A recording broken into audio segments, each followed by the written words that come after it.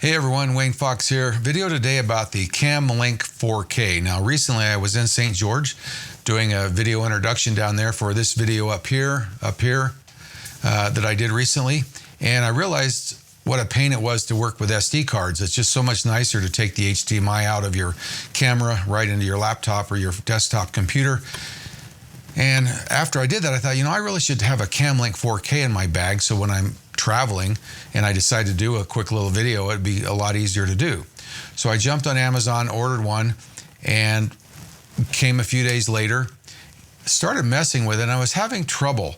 I couldn't get QuickTime to recognize 4K video, and I couldn't capture 4K through QuickTime. I got doing some research, and it dawned on me, wait a minute, this says Ezcap Camlink 4K. I thought Elgato made Camlink, and sure enough, the Elgato is the one that makes the Camlink 4K. Kind of interesting that this company they basically just decided nothing wrong with a Camlink, so we're just going to copy it. Basically, side by side, they're almost identical. Both have a little LED almost in the same location. Both have the same specifications. This one's $35 cheaper though.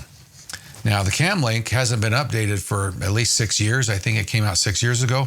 You'd think by now they would have changed it to a USB-C, or at least include a USB-A to USB-C adapter. They give you this little cable so that you can plug it in places where it's too tight to fit this. But I have to have a little USB-C adapter on it so I can plug it into my Mac. Anyway, I guess the reason they haven't updated is if it ain't broke, don't fix it. And I guess Ezcap's theory was, well, if it ain't broke, then copy it. I thought I'd do a quick video because before I sent this back to Amazon, because this one works just fine other than a couple little problems, which both of them have, I thought I'd do a quick video about the Ezcap. I had trouble getting it to import 4K into QuickTime. And sometimes it will and sometimes it won't, and I haven't figured out when it does. And so I thought I would do is let's do a comparison. Let's show video captured with both devices, and let's just see how they look. And then let's talk a little bit about a problem that both of them have, and then maybe address the possibility that you might need to be careful if you're going to use QuickTime to import your footage. In my case, I use a program called ScreenFlow. It's really nice because I can bring HDMI in direct. It has plenty of editing tools for these talking head videos that I do. Yeah, it's not a Final Cut Pro. It's not an Adobe Premiere. It's not a DaVinci Resolve. But for what I do, it's great because it's really pretty simple stuff. And the advantage is it's really good at capturing my screen and letting me do things with including pointers and arrows and other things with my screen grabs. And it also imports the audio from my device really well. So that's the device I use. Right now I'm using a Blackmagic Ultra Studio Mini 4K to capture this. And the reason I'm using that is back when I originally tried the Camlink, I had a lot of trouble with dropped frames. And I went to the Blackmagic, even though it was pretty expensive, way overkill for me. The drop frames is still a problem unless you kind of work around it. So let me just kind of compare the footage and let's see what we come up with. Okay, so what I've done is I've set up my little Sony RX100 over here, kind of like a FaceTime camera. And right now I'm capturing this video with the Camlink 4K.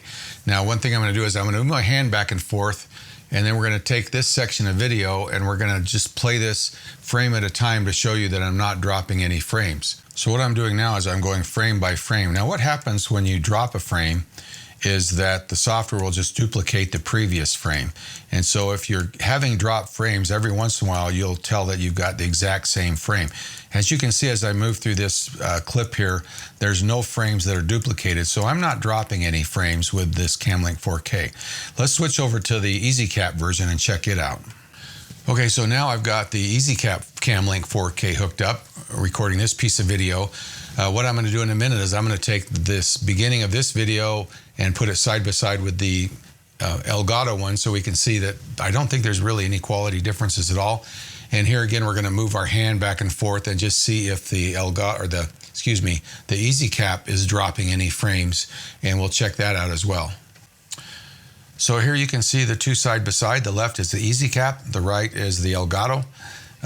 Not really any difference in picture at all. Colors are the same. Both are capturing good 4K.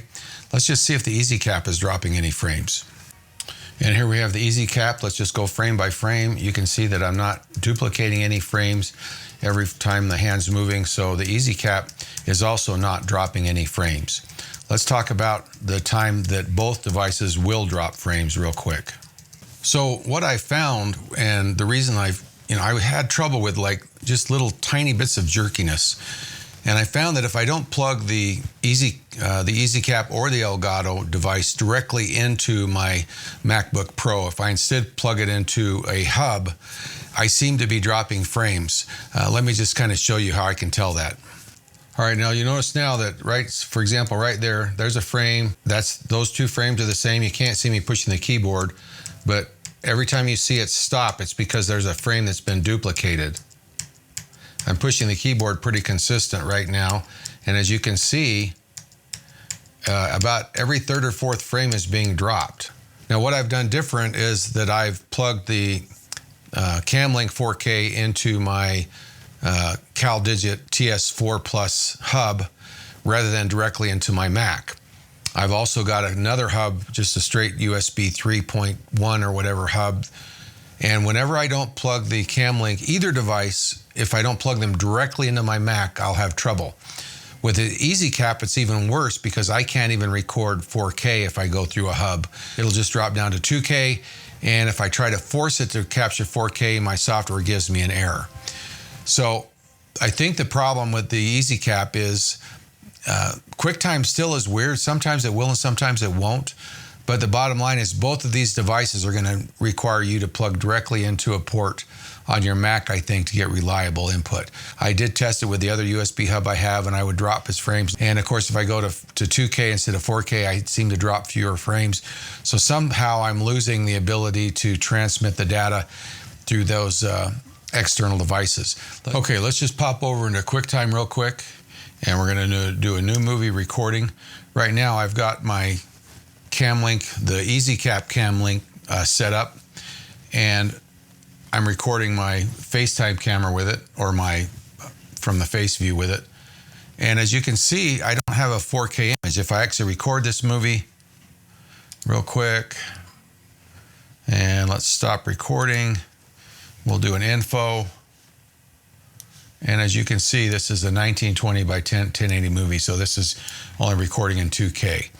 If I switch over to the Elgato Camlink, I think I'll still get 4K. What's weird is I did this a minute ago and I got 4K out of the Ezcap.